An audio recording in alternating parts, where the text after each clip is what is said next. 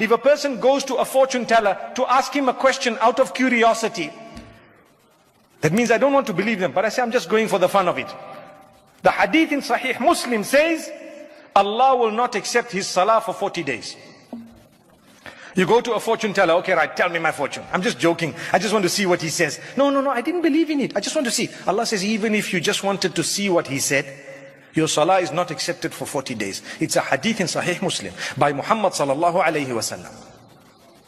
Subhanallah. How come? Now here comes a young man not reading salah. Why are you not reading salah? Oh, I'm off. What do you mean you're off? Are you a woman? No. I went to a magician, now 40 days I'm just off, you know. Astaghfirullah. That is not the meaning of the hadith. The meaning of the hadith is that for 40 days, the reward of your salah is not achieved. You have to read it, you have to fulfill it. If you don't fulfill your salah, you will be punished. And when you fulfill it, because you did something evil, the reward of it is not there. Similar to a person who's drunk alcohol or something intoxicating.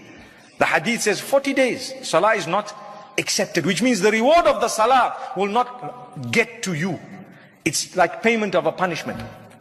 Your salary is being deducted. You still have to go to work. If you don't go, you're not going to get a salary. You have to go to work, you will get a salary, but it's deducted as a fine for something you did that was bad.